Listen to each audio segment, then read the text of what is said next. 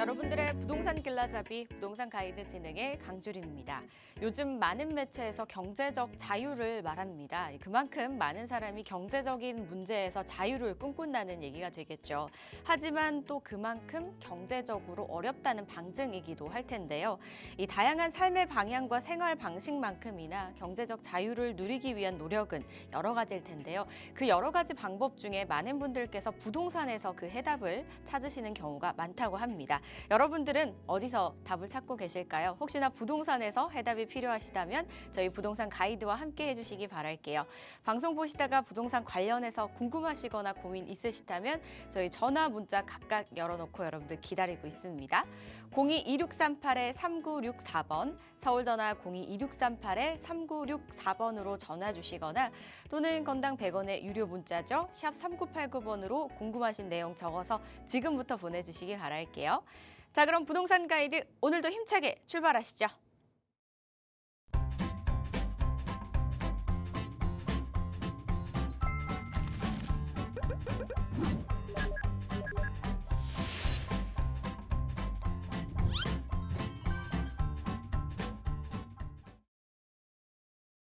매주 금요일마다 이 부동산 관련 고민을 속 시원하게 해결해 주시는 분이죠. 국토개발연구소의 이윤환 대표와 함께합니다. 어서 오세요, 대표님. 네, 반갑습니다. 네, 반갑습니다. 팍스경제 TV를 애청해 주시는 우리 전국의 시청자 여러분, 어쨌든 지금 날씨가 굉장히 좀 완연한 봄 기운입니다. 이렇게 계절이 좀 이렇게 바뀌면서요. 어쨌든 뭔가 시작점을 알린다고 생각한다면 뭔가를 좀 공부도 해야 되고 하는데 우리 매주 금요일 날 3시 부동산 가이드를 통해서 여러분들한테 인사를 드리고 있고 많은 것들을 해결을 짓고 있습니다. 많이 놀란 것은 그 세미나에 이번에 굉장히 많이 오셨어요. 그래서 부동산에 대한 관심이 아직도 많으시구나라고 해서 저도 꾸준히 여러분들을 위해서 정말 많은 것들을 속 시원히 해결 짓는 저 이윤환이 되도록 노력하겠습니다. 그동안 부동산에 관심 있으셨던 분들이 또는 새롭게 관심을 가지시는 분들이 본격적으로 움직이기 시작하시나 봅니다. 세미나에 정말 많이 참석하셨다고 하는데요. 세미나에서는 어떤 이야기 나누나요? 그래요. 우선 제가 벌써 방송한 지가 18년 정도가 됐어요. 굉장히 오래도록 방송을 해왔는데 방송 끝나고 나면은 이제 무료 세미나를 진행을 합니다. 세미나를 통해서 얻어가는 거는 실질적으로 이제 여러분들이 지금 굉장히 지금 답답한 고민 내용들은 이제 방송을 통해서 하지만 부동산 시장 흐름부터 해서 차곡차곡 쌓아 나가야 돼요. 지금 현재 모습이 아니라 앞으로 미래 모습이 어떻게 움직일 것인가에 대해서 굉장히 좀 궁금할 거예요. 그러고 나서 처신을 어떻게 해야 될지 궁금하기 때문에 사실 세미나를 통해서 우선적으로 알려드리는 건 부동산 시장 흐름이에요. 그러고 나서 디테일하게 여러분들이 투자적인 관점에서 좀 말씀을 세부적으로 들으면 여러분들한테 굉장히 좀 도움이 될 만한 내용들로 짜임새 있게 진행을 하고 있습니다. 그래서 어쨌든 이번에도 많이 오셨지만 다음 이달 말이죠. 4월 30일 날 또 2차 세미나를 진행을 하기 때문에 많은 분들 오셔서 정말 시장 분위기도 파악하고 어떤 투자적인 관점도 좀 쏙쏙 알아보고 그리고 여러분 궁금한 것들 또 좀 거기서 즉문즉답으로 해결되는 그런 시간을 가질 테니까요. 많은 분들 신청 참여해서 오시면 좋을 것 같습니다. 4월 30일 수요일에 진행이 된다고 하니까요. 체크해 두셨다가 문의사항은 02-2638-3964번과 샵 3989번으로 연락 주시고 참석해 보시기 바라겠습니다. 또한 방송 중에 상담 원하시는 분들도 같은 번호로 지금부터 계속해서 연락 주시기 바랄게요. 저희는 잠시 강의 듣고 가보겠습니다. 우리나라에서 이제 부동산 시장 중에 빼놓을 수 없는 유형이 이제 전세 유형이 있잖아요. 정말 많은 분들에게 도움이 되고 있고 실질적인 이 부동산 유형 중에 하나긴 한데 최근 들어 전세 사기 우려에 대한 목소리가 굉장히 커지고 있습니다. 여러 가지 이제 사건들이 좀 터져서 그랬던 거겠죠. 그렇다 보니까 좀 안전하게 보증금을 돌려받으려는 이 방안에 대해서 수요자들의 관심이 좀 높아지고 있다고 합니다. 그 대안 중에 하나가 보증금 반환 보증인데요. 이 제도는 어떤 제도인지 이 제도가 잘 활용이 된다면 앞으로 저희가 좀 우려가 많이 좀 가라앉을 수 있을까요, 대표님? 자, 그래요. 일단은 전세 보증에 대한 사고가 굉장히 많이 일어납니다. 최근 들어서 집기한 이제 전세 보증금을 제대로 못 돌려받은 건수만 대략 한 3만 건 정도가 된다 하니까요. 심각하지 않을 수가 없어요. 그래서 정부에서 어쨌든 이런 그 보증금을 온전히 이렇게 돌려받을 수 있는, 보통 이제 전세 만기가 되면은 뭐 주인 입장에서 봤을 때는 돌려주고 싶지만 뭐 새로이 그 전세 들어오는 사람이 없거나 더 금액이 낮아졌거나 뭐 여러 가지 이유 등으로 해서 못 받는다 하는 경우들이 많이 생겨요. 이제 그거를 주택도시보증공사 허그에서 그 전세 보증금을 대납을 해줍니다. 그러고 나서 이제 임대인한테 구상권을 청구해서 받아내는 그런 형식인데, 어쨌든 안전장치로서 이제 그런 보증보험이라는 부분이 생겨 있기 때문에 꼭 뭐 전세로 들어가시는 분들은 이거를 필수적으로 가입을 하는 게 좋겠다라고 생각을 해요. 자, 일단 내용을 보면 이래요. 이 전세금에 대한 부분은 반환 보증이에요. 자, 그리고 임대 보증입니다. 이제 이렇게 얘기하면은 이게 뭐가 이제 구분이 되냐라고 한다면, 전세입자가 소위 이런 그 전세 반환 보증을 받는 부분으로 해서 보증보험을 끊는다라고 한다면, 일단 전세입자가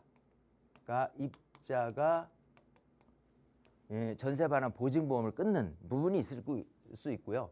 또 임대인이 임대 보증을 끊을 수 있는 부분이 있을 수 있겠죠. 자, 이것도 끊어야 되고 이것도 끊어야 되냐는 아닙니다. 둘 중에 하나만 끊으면 됩니다. 자, 근데 이제 전세입자 입장에서 이거를 안 끊는다 그러면 임대인은 의무적으로 이거를 끊을 수밖에 없는 부분이 될 거고, 임대인이 이거를 보증보험을 해서 보증보험료가 있을 거예요. 대략 한 3억 정도라고 하면 대략 한 100만 원 정도 선인데, 75%는 임대인이 부담을 하고요. 25%는 임차인이 부담을 하게 돼 있습니다. 구조적으로 그렇게 나눠져 있어요.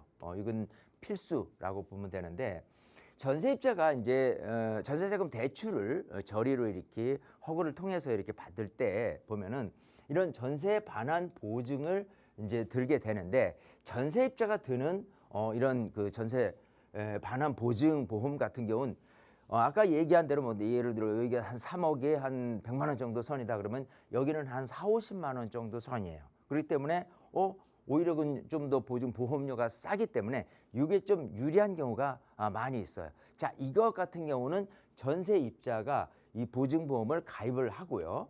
그러고 나서 이 보증보험금은 임대인에 의해서 청구를 해서 다 받아내게 된다면 온전히 다 받아낼 수 있다. 자, 임대인 측에서는 뭐가 더 유리하냐 생각한다면, 만약 이게 100만 원이라고 했을 때 75만 원을 임대인이 부담을 해야 될 거를 전세입자가 가입을 하고 이거에 대한 보증보험료를 한 4, 50만 원이면 4, 50만 원만 임대인이 온전히 부담을 한다면, 임대인이 굳이 보증보험을 들어서 하는 것보다는 더 유리하다라는 거예요. 그래서 이런 제도가 있는 부분을 명확히 알고선 세입자는 세입자대로 이게 나한테 유리하네. 왜 이거를 하게 되면 세입자에서는 최소한 25%를 보증보험료를 내야 되기 때문에 하나도 안 내는 방법이 있을 수 있다는 거예요. 그래서 직접적으로 전세입자가 보증보험을 가입을 해서 드는 게 더 유리할 수 있다는 거예요. 만약에 임대인이 이거를 책임져 주지 않는다라고 한다면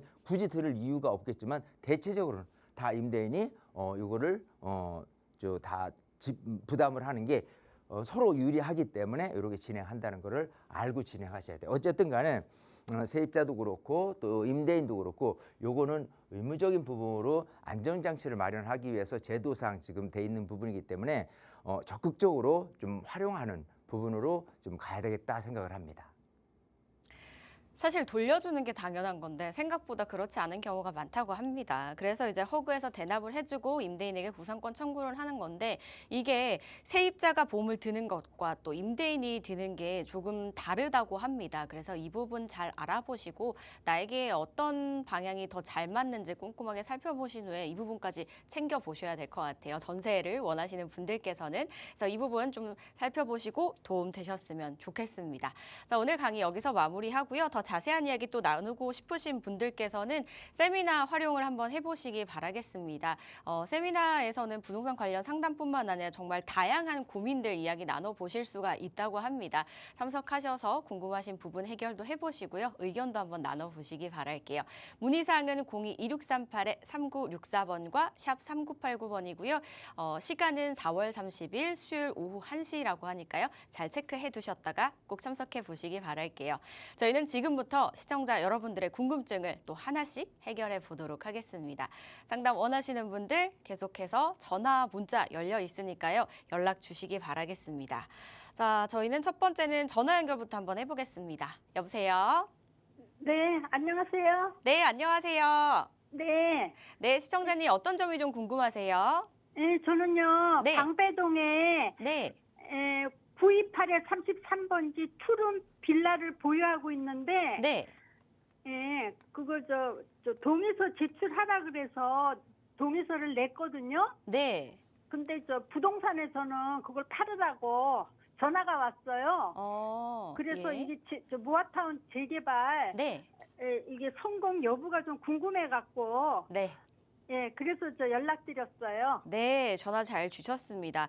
맞습니다. 이게 재개발이 성공적으로 될 테면 사실 굳이 지금 매도 안 해도 되지 않을까 이런 생각 드실 것 같아요. 네. 어떻게 하시면 좋을지 현명한 방법 저희 대표님과 말씀 나눠보세요. 네. 네, 반갑습니다. 네, 반갑습니다. 그래요. 네. 자, 지금 방배동에 주택을 갖고 있는데 네. 모아타운 한다고 하잖아요.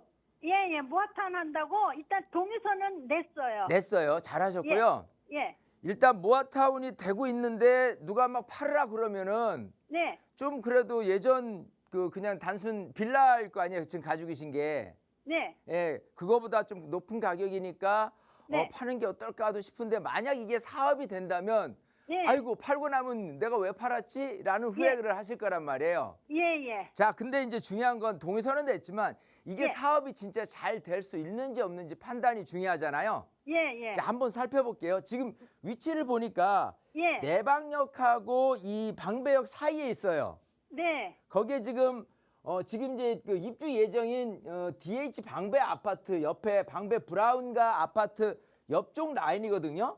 예. 네, 자, 요렇게 지금 그 모아타운을 진행하겠다라고 지금 섹터가 그려져 있고 진행을 하고 있는데 예. 모아타운의 성패 여부는 그렇습니다. 예. 우선적으로 예. 모아타운을 하는 거는 네. 신속통합계획이 있어요. 네. 그리고 이제 모아타운이 있는데 신속통합계획은 통상적으로 네. 이 기반 시설이 굉장히 열악한 곳을 이제 직접 재개발이라든지 뭐 뉴타운 이런 것들을 하기 위한 방책이고요. 예. 모아타운 같은 경우는 여기처럼 예. 도로가 제대로 구성이 잘 돼 있는 상태에서 예. 도로는 좀 일부는 놔두고 네. 구역별로 해가지고 나눠서 이렇게 개발을 하는 이런 네. 거거든요. 예. 그러니까 여기 같은 경우는 특히 이제 방배동 전체적으로 따졌을 때 네. 여기 있는 그 새로 입주되는 아파트들이 예전에 재개발 네. 방식이 아닌 단독주택 재건축 방식이에요. 네. 그런 상태로 해서 개발이 됐기 때문에 여기 예. 같은 경우는 특히나 이런 식으로 네. 모아타운에 대한 개발 움직임이 예. 많을 게 더욱더 많아질 거예요. 예. 근데 중요한 건 사업이 실제로 잘 되려면 예. 뭐가 필요하냐면 예. 당연히 이제 동의율이 필요하잖아요. 예. 동의가 잘 되면 누가 동의를 많이 해주냐면 빌라를 빌라를 갖고 있는 분들은 동의율이 굉장히 높아요. 예. 근데 상가를 갖고 있다거나 단독 다가구주택을 갖고 있는 분들은 예. 사실 그걸 동의를 해서 내가 아파트 받는다고 손 쳤을 때 그냥 지금 시세보다도 오히려 더 낮게 평가를 받아서 네. 하기 때문에 그분들은 적극적으로 동의를 안 합니다. 예. 그래서 중요한 건 이 동의율 측면에서 봤을 때는 예. 이 구성에 빌라가 얼마나 많이 있느냐예요. 예. 근데 이렇게 딱 보니까 예. 빌라 분포가 제법 많은 곳이에요. 그러니까 빌라 분포가 좀 상대적으로 적다라는 거는 역하고 가까우면 가까울수록 그리고 상권이 잘 돼 있으면 잘 되올수록 빌라보다도 오히려 상가라든지 근데 단독 다가구가 많을 거 아니에요. 네. 그거에 비해서는 동의율이 잘 나올 수 있다예요. 첫 번째. 네. 예. 그리고 두 번째 이 모아타운이 예. 이런 블럭별로 해서 저 한 뭐 300세대 뭐 500세대 이렇게 나온다고 하는데 예. 많은 분들은 이게 예. 그 소규모 단지로 구성되기 때문에 별로 이렇게 메리트가 없다고 생각하는데 네. 이게 모이면 무서운 거예요. 예. 합쳐서 300세대에서 500세대가 다 모였다 그러면 대략 뭐 1200세대에서 2000세대가 된다라고 한다면 예. 세대 수만 따더라도 작지 않잖아요. 예.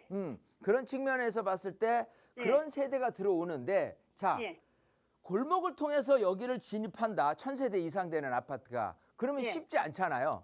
예. 예. 예, 근데 골목이 아닌 진입로가 어느 정도 확보가 됐다라고 한다면 예. 인허가가 나올 가능성이 높겠죠. 네. 자, 근데 여기 같은 위치는요. 예. 지금 현재 DH 방배 아파트 입주되는 진입로가 바로 예. 이쪽 라인에 있어요. 예. 예, 그러니까 요 라인에 또 여기 좀 방배 브라운과 아파트가 있단 말, 자리 잡고 있단 말이에요. 예. 그 요 도로를 통해서 그 모아타운 단지로 인허가가 날 수 있느냐 여부를 잘 판단해야 되는 거예요. 네. 만약에 필요하다면 예. 여기서 요 블럭에 요 블럭까지 더해서 예. 이런 식으로 조건부 승인이 나올 가능성이 높아요. 예. 조건부는 뭐냐면 이런 진입로가 확보되면 모아타운을 승인을 내줄게, 선정을 해줄게라는 부분이 있을 수 있어요. 예. 근데 제가 보는 견지에서는 네. 그럴 가능성이 있다고 저는 판단하는 거예요. 아. 아예 이런 거 네. 진입로에 대한 부분이 없이 이렇게 대로변을 타고 들어와야 되는 구조로 생각한다면 대로변은 대체적으로 업무 용 빌딩이라든지 상업용 빌딩이 있단 말이에요. 예. 그런 것들은 다 반대에 부딪히기 때문에 모아타운이 쉽지가 않아요. 네. 근데 여기 같은 경우는 아까 얘기한 대로 빌라 구성이 많고 진입로 확보가 가능할 수 있다라는 생각에서 예. 여기는 모아타운 가능성이 높습니다. 네. 그렇기 때문에 이거 중개업에서 와가지고 좀 더 드릴 때 파세요. 절대 팔면 안 돼요. 네. 팔면 그날로 후회할 거예요. 아시겠죠? 네. 예. 꽉 쥐고 가세요. 네. 특히 모아타운은요. 사업이 신통기획보다 훨씬 빨리 진행돼요. 네. 5, 6년 정도 후에 아파트가 들어선다고 생각하면 얼마나 사업이 빨라요. 네. 네. 그러니까 네. 조금만 더 기다리면은 네. 좋은 정말 아파트로 변모되는 네. 그런 아주 너무 멋진 그 그림이 예. 상상이 되니까요. 예. 우리 시청자님은 꽉 쥐고 계세요. 예. 예, 그러고 나서 사업이 또 진행되고 하는데 뭐가 뭐 좀 걸림돌이 생겨났다 그러면 다시 한번 연락 주시면 돼요. 네. 아시겠죠? 네. 네. 네, 이렇게 정리해 드리겠습니다. 아, 예. 감사합니다. 네. 네, 긍정적으로 말씀을 주시네요. 그래서 지금 당장의 매도보다는 한 번 더 생각을 해보시기 바라겠습니다. 좀 꼼꼼하게 공부도 한번 해보시기 바랄게요. 상담 내용 도움되셨길 바랍니다. 저희 다음 전화도 바로 연결해 볼게요. 여보세요? 아, 네, 안녕하세요. 네, 안녕하세요. 시청자님 네. 어떤 점이 좀 궁금하세요? 예, 저는 그 중랑구 면목동 일대가 작년에 모아타운 2차로 이제 구역 지정이 됐는데요. 네. 거기에 제가 단독 주택을 하나 보유하고 있어요. 네. 예, 근데 그 주변에 교회나 상가를 보유한 이웃분들이 계속 반대 민원을 넣고 있거든요. 아, 예. 그래서 매도를 하고 다른 곳으로 가야 할지 아니면 계속 보유를 해야 되는 게 좋을지 좀 궁금하고 네. 또 이제 여기가 3종 일반 주거 지역이고 전 대지가 30평 정도 돼요. 네. 그래서 입주권이 두 채 나온다는 얘기도 있고 또 음. 어떤 사람은 모아주택이라 한 채만 나온다는 얘기도 있는데 어떤 게 맞는지 잘 모르겠어요. 예. 그리고 한 채만 나온다면 이걸 계속 가지고 있어야 될 가치가 있는지 좀 고민이 돼서 연락드렸습니다. 네, 중요한 부분이죠. 입주권이 이제 몇 개가 나올지 네. 일단 그 부분 궁금하시고 그다음에 주변에 이제 좀 민원이 좀 들어오고 이렇게 반대에 부딪히는 부분이 있어서 이게 진행이 잘 될 건지 계속 가지고 가도 될 건지 한번 이야기를 나눠 보도록 하겠습니다. 네. 대표님 도와주시죠. 네, 반갑습니다. 네, 안녕하세요. 안녕하세요. 예. 자, 지금 중랑구 면목동에 모아타운을 진행하는 곳에 지금 단독주택 대지 30평짜리를 갖고 있어요. 네네. 예. 맞습니다. 자, 일단은 제가 어딘지 알겠어요. 그게 예. 그 면목동 44-6 1원이거든요. 예, 동명교회 맞아요. 근처예요. 아, 예, 맞습니다. 예, 이렇게 모양새 삼각형꼴로 돼 있는 곳인데 예. 자, 우선 이거부터 생각을 하면 돼요. 모아타운이 어느 곳은 적극적으로 막 진행을 하려고 하고 있고 어느 거는 그렇게 너무 적극적이지 않은 곳들이 있어요. 네. 자, 서울 시내 많은 25개 구 중에서요. 예. 여기 있는 그 소위 중랑구 있는 그 모아타운에 대한 예정지는 15군데입니다. 아, 강서구가 10군데고요. 예. 나머지 대체적으로 보면 강남 쪽에는 한두 군데 정도를 제외한 나머지는 대략적으로 한 대여섯 군데인데 반해서 15군데나 모아타운 예정지가 있다는 하는 거는 일단 중랑구청장의 의지가 굉장히 강한 거예요. 아, 그러니까 네. 적극적으로 이 모아타운에 대한 부분을 정말 많이 그러니까 주민들의 의견을 수렴해서 적극적으로 인허가도 내어주고 선정도 주민과 함께 호흡을 해가지고 서울시에 그 선정 신청도 하고 이러고 있는 곳이 이 중랑구예요. 네. 예. 자, 그래서 이런 식으로 어떤 구청장의 의지 또 주민들의 어떤 그 열화, 의지 이런 것들이 합쳐지면요 잘 될 수밖에 없어요. 네. 우리가 도미노 현상 그러잖아요. 네. 그러면 분위기가 동네 죄다 재개발돼서 아파트 받고 싶은데, 그죠? 그렇죠. 예. 여기도 되고 저기도 되고 그럼 우리 동네는 안 해? 이런 식이 되는 거예요.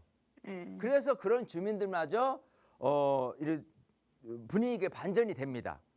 네. 예, 그래서 이 동네는 특히나 그런 곳이기 때문에 저는 여기 같은 경우를 어떻게 평가하냐면 너무 괜찮은 곳이에요.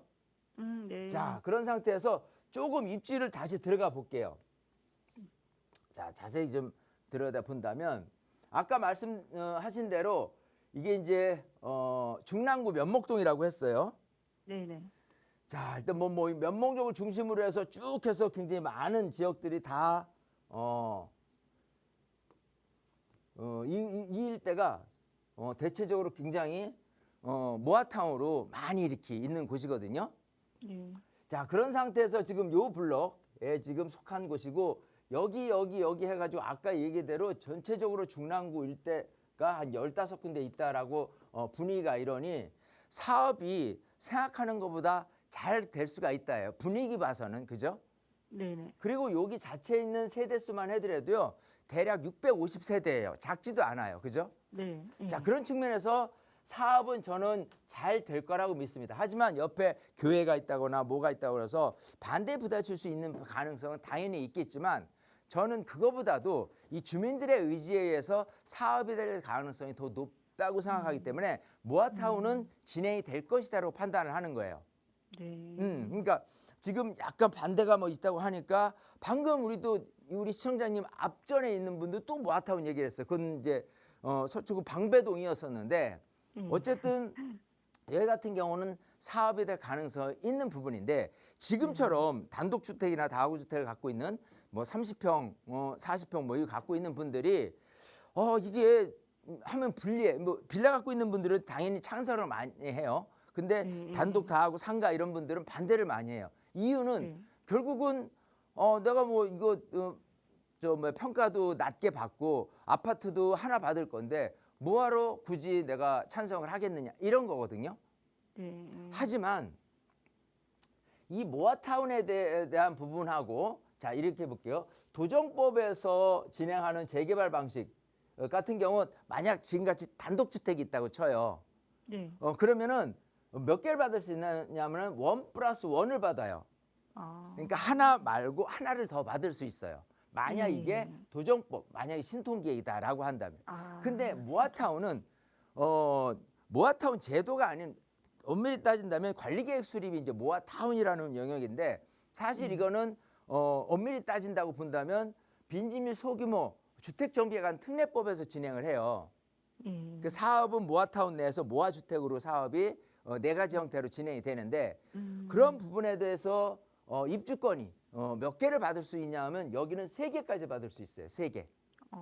그러니까 오히려 이런 도정법에서 진행하는 재개발 방식보다도 모아타운에서 진행하는 방식으로 따졌을 때 내가 3개가 물론 평가를 냈을 때 3개 정도를 받을 수 있는 권리가에 나올 수 있는지는 따져봐야 될 문제지만 그쵸. 어쨌든 맥시멈으로는 3개까지 받을 수 있다면 사실 단독 다가구 주택이 있는 분들도 잘 생각하면 굳이 반대만을 고집할 필요는 없는 거예요.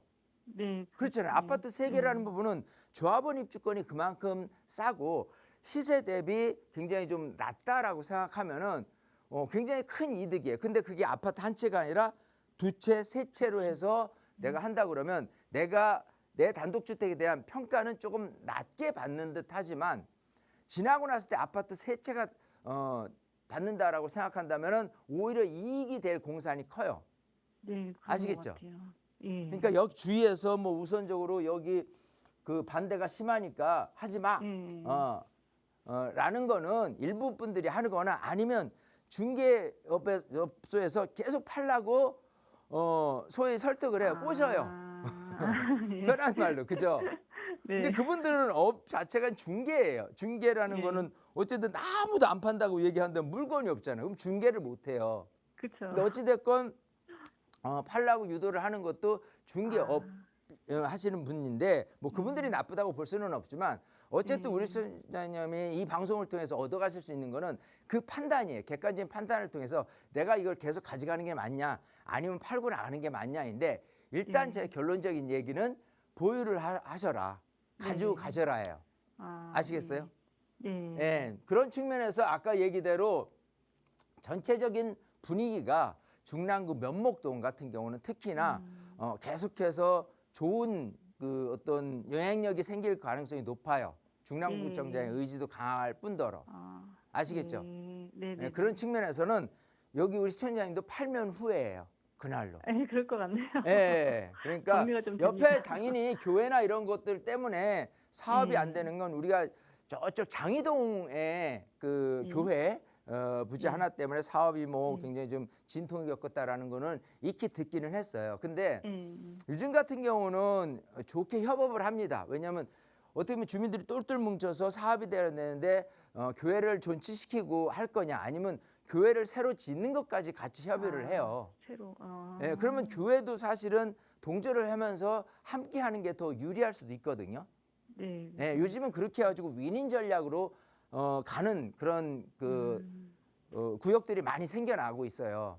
그렇기 때문에 반대만을 일삼는 교회는 아닐 것이다. 오히려 도움이 될 수도 있으니까 역으로 생각하면 예, 그러면 또 교회가 동조해서 어쩌고저쩌고 잘 이루어진다 그러면 그 분위기가 다른 곳보다도 오히려 반대. 그러니까 반대라고 생각했던 것이 오히려 아군이 돼서 빨리빨리 사업이 진행될 수만 있다고 한다면은 얼마나 좋겠어요.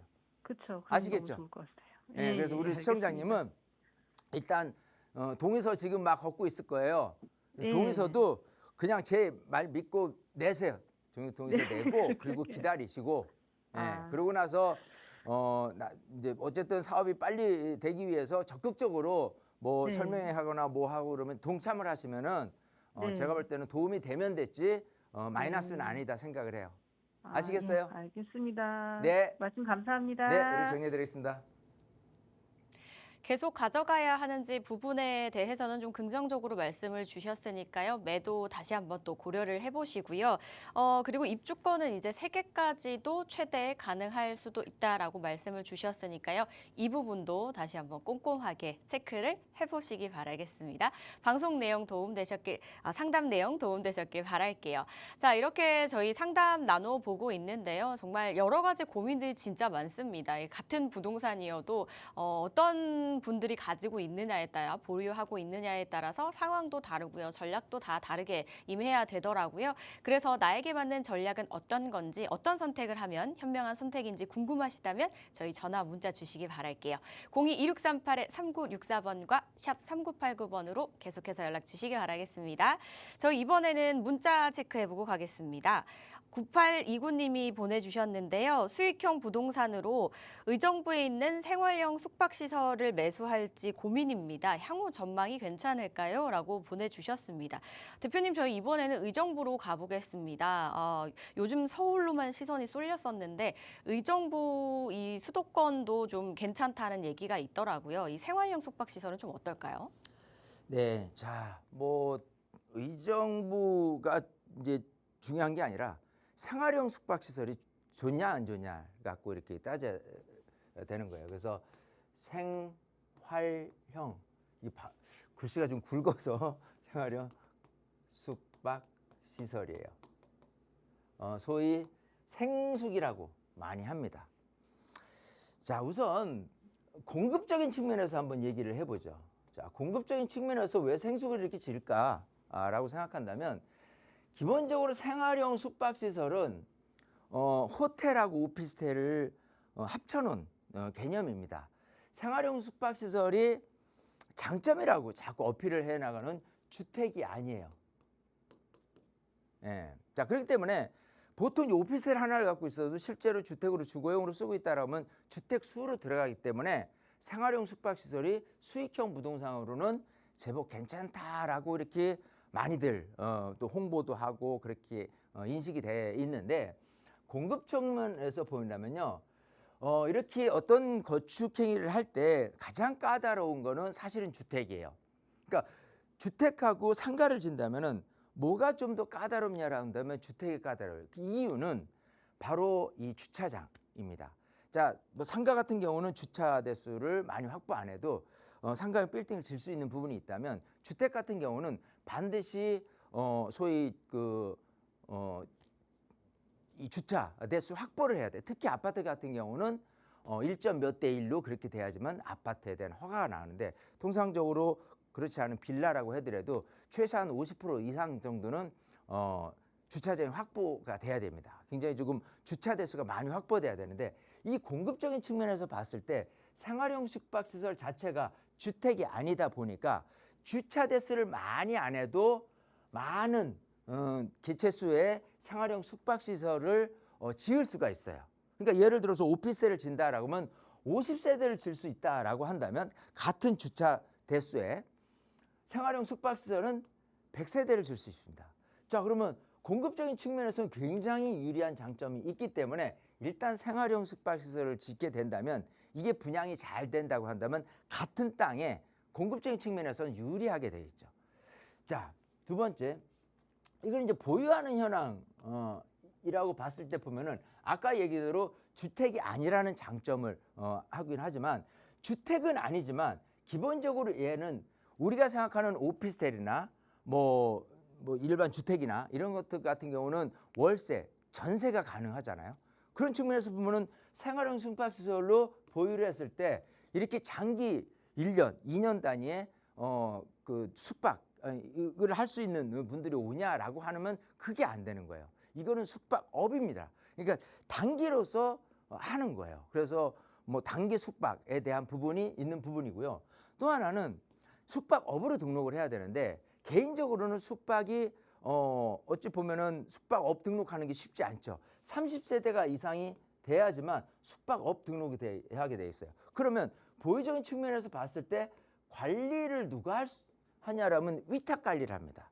그러니까 내가 안 하고 전체적으로 50세대 내지 100세대다라고 한다면 위탁 회사에서 관리를 해요. 근데 위탁 회사에서 얼마나 정말 양심 있게 그 수익형으로서 이렇게 숙박업으로 해서 잘 관리를 하고 그 다음에 그 어떤 수익형으로서 나눠줄 수 있느냐라고 한다면 이게 굉장히 불투명해지는 거예요. 그래서 많은 관리업체들의 어떤 장난질이라든지 또 이렇게 조금 굉장히 좀 부실한 업체에 의해서 이런 식으로 제때 그야말로 수익형 부동산으로서 월세도 제대로 못 받는 이런 부분들이 많이 생겨나는 거예요. 그렇게 따진다면은 이런 생활형 숙박시설을 가져갔을 때 싸게 내가 수익형 부동산으로 1억짜리 뭐 1억 5천짜리를 했을 때 수익률 얼마 해서 가져가면 되는데 주택이 아니니까 좋다는 거예요. 하지만은 나중에 문제점은 결국은 관리적인 측면에서 월세도 제대로 못 받는 부분하고 또 나중에 다시 되팔려는 황금성 측면에서 보면은 이 사람들이 이제 알게 되거든요. 그럼 이걸 누가 사겠냐라고 하는 애물단지가 돼버리는 경우가 굉장히 많습니다. 그래서 지금 우리 시청자님이 물론 이제 좋은 뜻에서 주택이 아니고 뭐 종부세도 들어가지 않고 여러 가지 측면에서 장점이 많아야 가지고 솔깃해서 수익형 부동산 했지만 어쨌든 간 반대급부로 생각하면 이런 단점에 의해서 저는 의정부가 아니든 뭐 어디 서울이든 관계없이 생활형 숙박시설은 조금 수익형 부동산을 보유하는 거는 조금 조심하자. 저는 그렇게 생각하고 있기 때문에 좀 다시 한번 제 저희가 생각하는 부분들을 잘 살펴서 다른 생활용 숙박시설이 예전에 지은 것들이 지금 잘 관리되고 있는지 또 그것도 잘 거래되고 있는지를 잘 살피셔서 판단을 하시는 게 좋겠다. 이렇게 말씀을 드리고 싶습니다.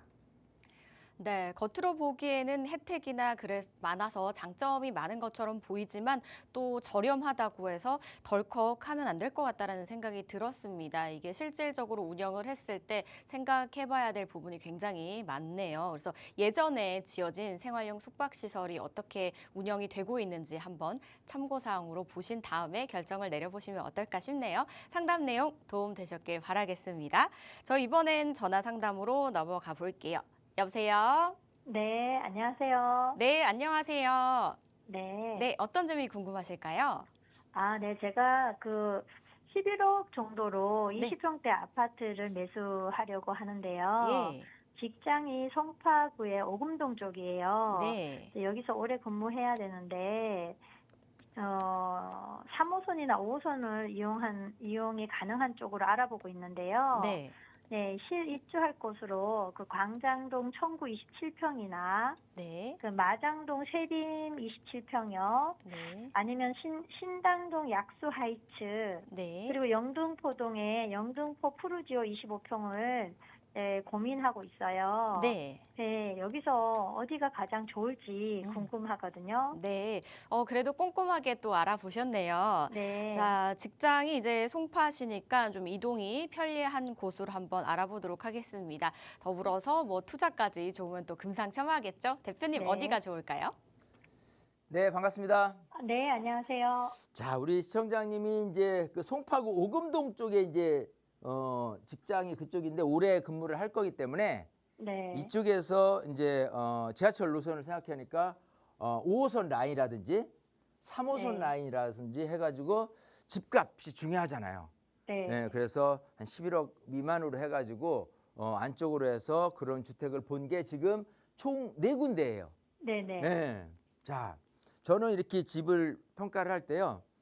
우선순위가 높은 거가 중요한 게 아니라 우선순위가 낮은 거를 자꾸 제외시켜야 돼요. 네. 그래야지만 선택의 폭이 줄어들어요. 네. 자, 그렇게 봤을 때 아까 이제 광진구 쪽에 있는 아파트도 있고요. 마장동 쪽에 있는 아파트라고 제가 들었어요. 네. 예. 그리고 또 하나는 그 약수역 옆에 네. 예, 있는 거고 또 하나는 영등포인데 영등포가 좀 생뚱맞아요. 네. 그러니까 여기는 거리도 길고 아마 뭐 누구 일반 가족이나 또 이렇게 저기가 누가 네. 있어서 한번 여기 생각해 보는 것 같은데 일단 여기는 땡 탈락. 네. 예, 네. 접근성이 너무 멀기 때문에 네. 일단은 네. 여기서부터 아유 깜짝이야. 그래가지고 자 이렇게 다시 볼게요. 제가 뭘 만졌는지 이게 왜 안 네, 됐지? 계속 설명을 그래요. 해주실까요? 네. 자 설명을 드려야 되겠다. 네네네. 갑자기 갑자기 이게 네, 설명만 난처한 먼저 경우. 말씀해 이렇게. 주세요, 대표님. 괜찮습니다. 됐어요. 예. 예. 뭐 다행히 됐습니다. 네, 예. 자 일단은 입지적인 측면에서 봤을 때 우리는 오금동이라고 했잖아요. 아니 네. 저 송파구 직장이. 네네. 예, 쪽인데 지금 보신 곳 다 입지적으로는 괜찮은 곳이에요. 특히 이 중에서 조금 항상 교통이라든지 그리고 교육이라든지 이거를 생각해 본다면 아까 이것들 중에서 마장동 같은 경우가 좀 약간 교통적인 부분도 좋기는 하는 것 같지만 교육적인 부분이라든지 이런 부분에서 약해요. 대신에 그 마장동 같은 경우에 장점이 있다면 그 아파트 세림 아파트 같은 경우는 일단은 그 재건축을 앞두고 있어요. 네. 그렇기 때문에 재건축의 환경만 생각한다고 그러면 좋을 수는 있는데 항상 재건축이 내가 생각했던 것대로 잘 사업이 진행되면 모르겠지만 그렇지 않다라고 한다면 오히려 재건축에서 생활하면서의 그 긴 시간을 감내하기가 쉽지는 않아요. 네. 자, 그래서 저는 재건축에 대한 화두보다도 지역에 대한 부분을 조금 먼저 들여다보는 게 낫겠다 생각을 해요. 네. 그러면 또 좁혀졌어요. 자, 그러면 마장동이 아닌 광장동에 있는 곳하고요. 그 다음에 약수동에 있는 곳 두 곳을 지금 한번 들여다볼 거예요. 네. 자, 우선 광장동에 있는 그 아파트, 청구 아파트라고 했고 여기 있는 동아약수 하이츠라고 했는데 일단 기본적으로 이곳 둘 중에서 좀 더 교통적인 부분은 굉장히 우수합니다. 약수역 같은 경우도 강남으로 3호선 라인으로 진출하기도 좋고 다른 여러 가지 노선을 굉장히 잘 활용하기 좋아요. 그래서 실거주 수요자들이 많은 편이에요. 그러니까 중심 쪽에 붙어 있는 곳이기 때문에 굉장히 유리한 장점이 있어요. 자, 반면에 여기 같은 경우는 지하철역에 가깝지는 않지만 여기는 굉장히 학군이 좋아요. 그래서 우리 시청자님이 학군적인 관점에서 생각을 한다면 여기를 하는 게 더 나을 수 있어요. 네. 예. 하지만 나중에 시세적인 관점에서 본다면 둘 다 대동소이하다예요.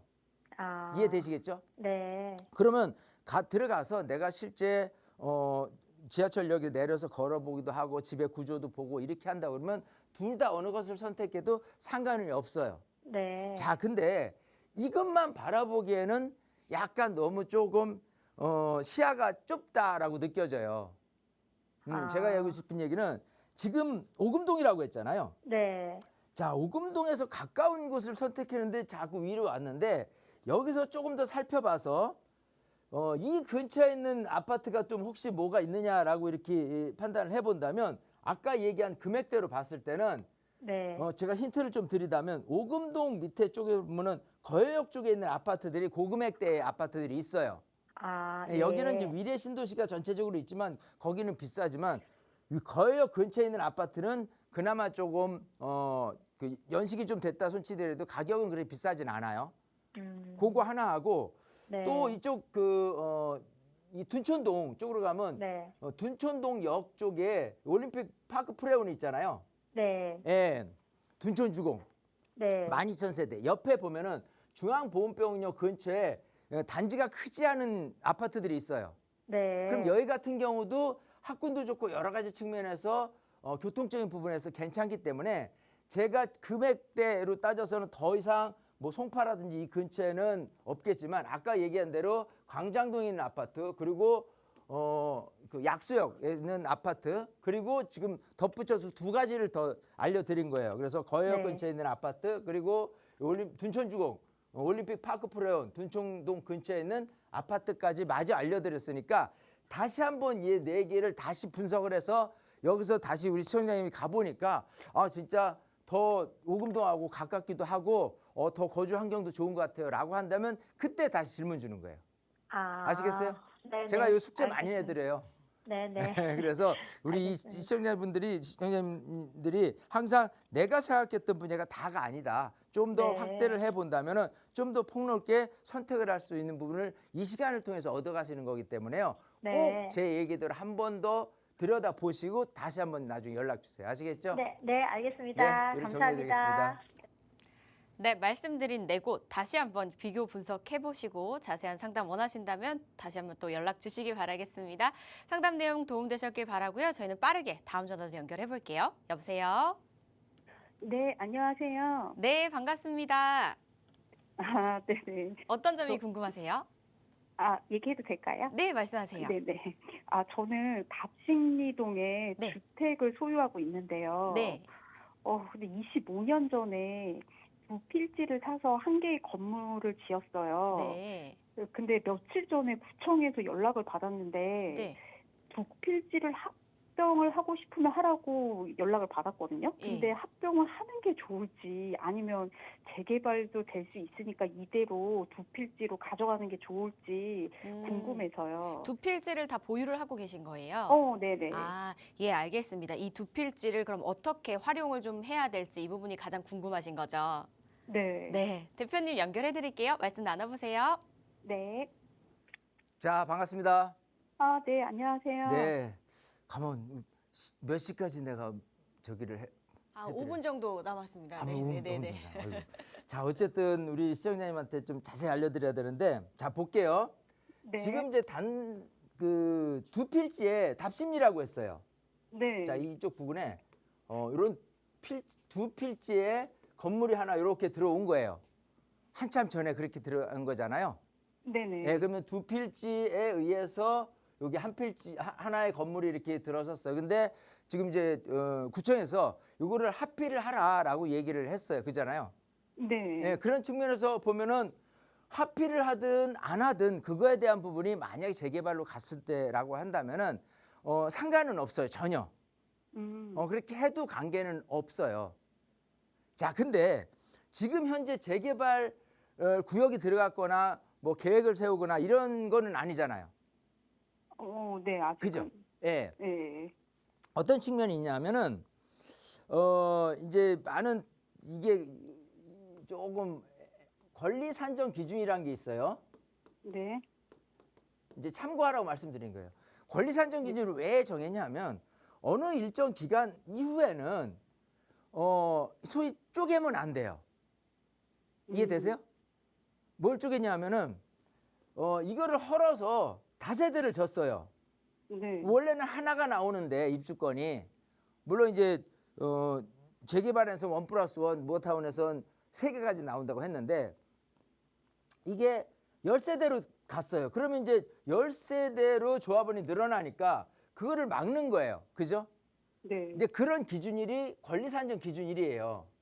음. 근데 여기 같은 경우는 권리산정 기준일 이전에 만약에 분리한다라고 한다면 이렇게 필지 땅에 있죠. 땅에 대한 필지 2개하고 주택까지 3개가 각각 나눠서 소유권이 될 수가 있어요. 이해되세요? 소유자는 1명인데요. 소유자는 현재 한 명인데 권리산정 기준 이전에 주택은 우리 시청자님이 갖고 있고 네. 만약에 땅 한 필지는 자녀가 갖고 있고 땅 한 필지는 또 다른 자녀 성인이 된 자녀가 갖고 있고 서로 독립 세대로 살고 있어요. 만약 그렇다고 한다면 네. 입주권은 3개가 나올 수 있다는 소리예요.